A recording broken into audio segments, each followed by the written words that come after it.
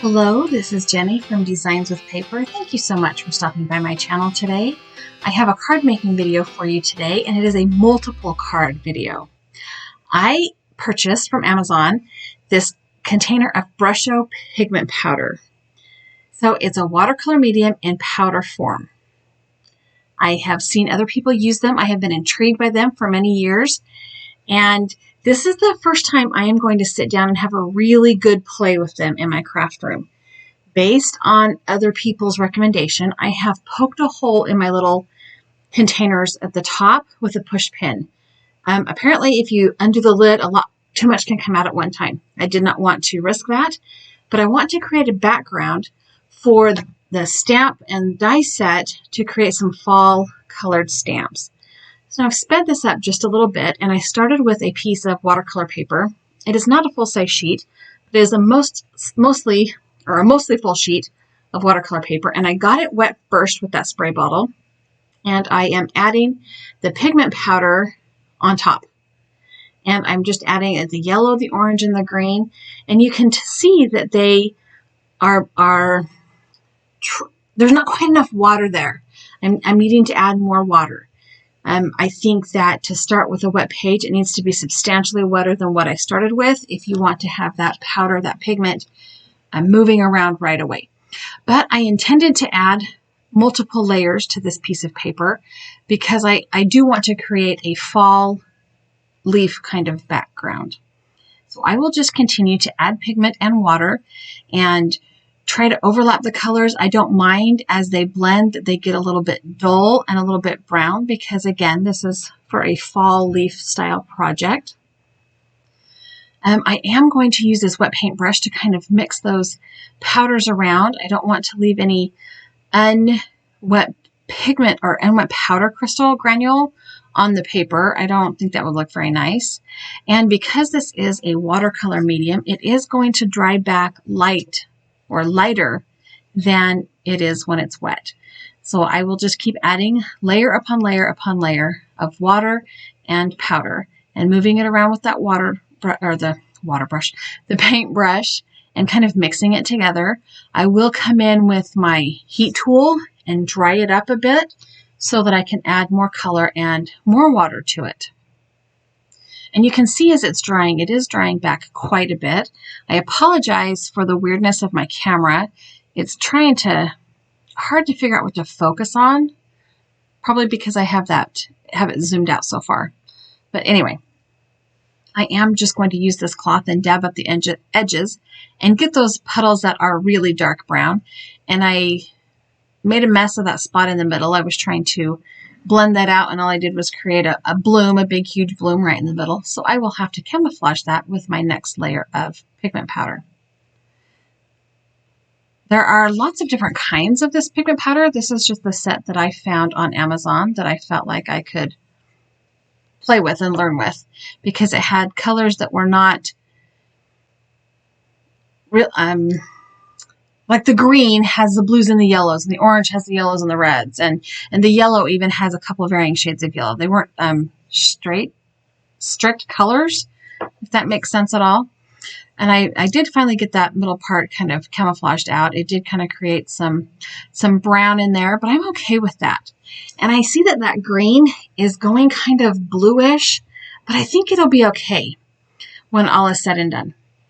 I did want to dry the back of this off just a little bit. The paper has absorbed quite a bit of water, and before I start the next layer, I want to make sure it's good and dry. And as I flipped it over on that craft mat, it did kind of leave a little splooshy mark, and I just kind of cleaned that up. It did add some texture to the front of the paper, dabbing that up with my rag. And I just use a regular old microfiber rag that I can toss in the washing machine and be done with it when it's dirty. So this is good and dry. It's like nearly completely dry now. And I decided I wanted to try another version of this. So I pulled out another sheet of watercolor paper, and it's just this Artist Loft or whatever brand it is that you find at Michael's. And I am putting the pigment powder down first this time. I wanted to see what the difference would be in the reaction. And sorry about my camera again. The reaction with the pigment on the dry paper first. So you can see that it still granulates. The difference is that my paper is really buckling as I'm adding the water this time, and I'm not sure why that is. I'm pretty sure that both pieces of paper came from the same pad. Now, theoretically, I suppose I could have put that smaller piece of paper that was not quite a full sheet in the wrong pad of paper, and it was a different brand. But this is the watercolor paper pad I've been working out of. So it's interesting that it's curling up as I'm adding the water second, and maybe that's because I'm adding more water.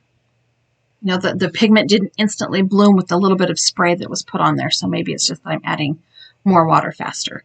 And I decided that now that I have a nice puddle on my craft mat, I'm going to go ahead and pounce that down. And you can see that it's giving me some nice edges and some nice blending. I am using my cloth still to pad up the really icky spots. And I am going to do the same thing. I'm going to add a couple of layers of powder, pigment, and water just to kind of get the background. I'm making my own pattern paper today.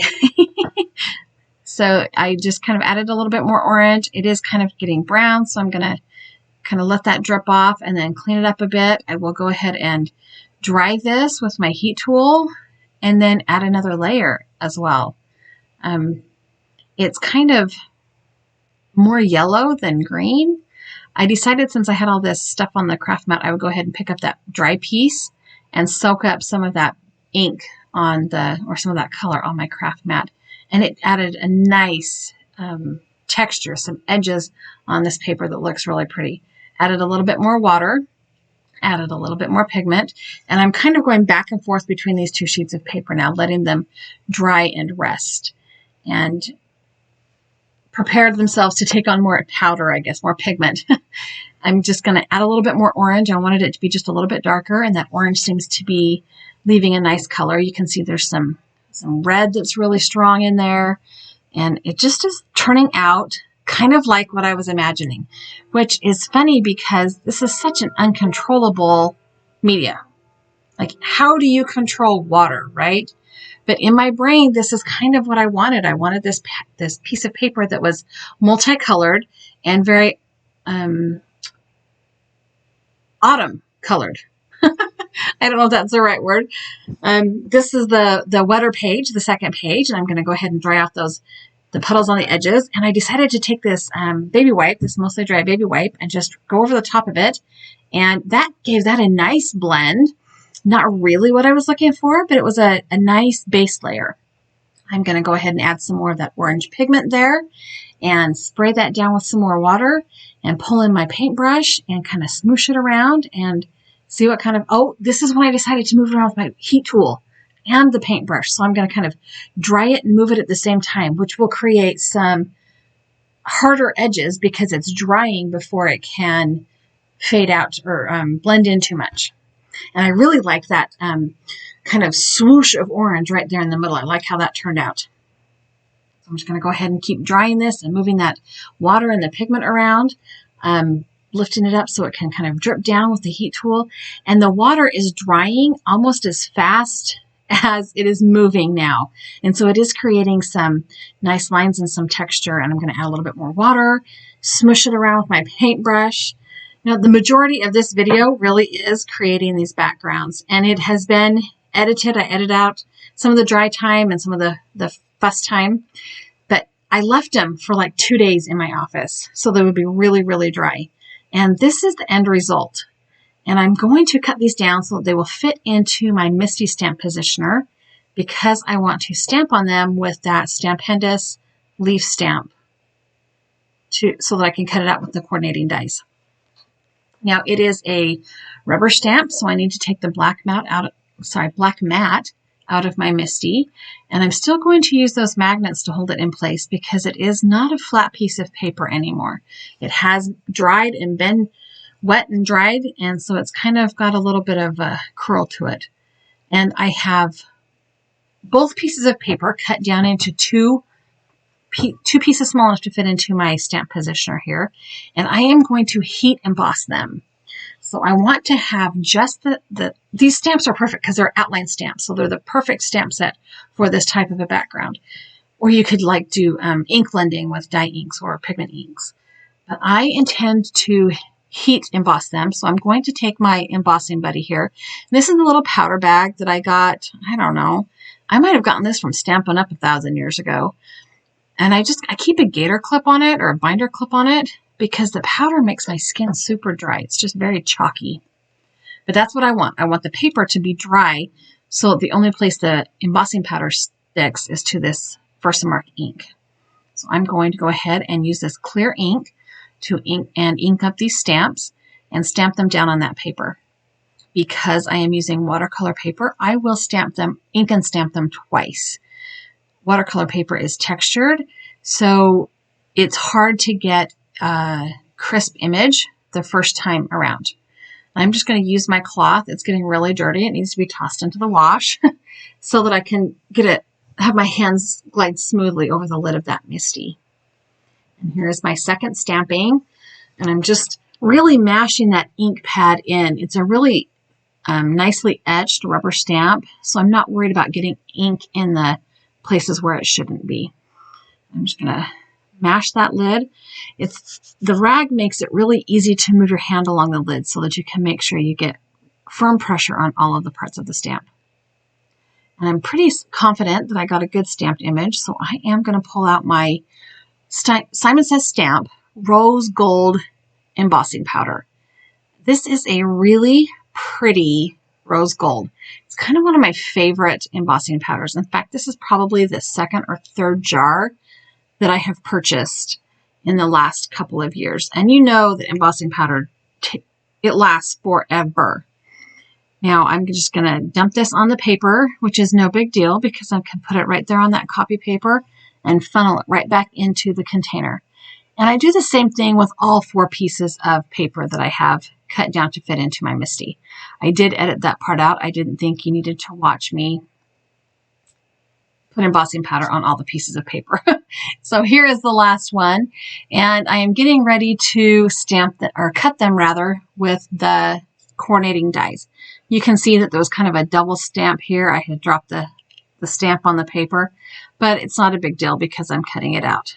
It's completely usable still. I am going to put this die down and I'm going to hold it in place with a little piece of painter's tape that I have taken some of the sticky off by putting it on the leg of my pants. And I run that through my die cut machine, and I have a pile of leaves that look like they came from my backyard.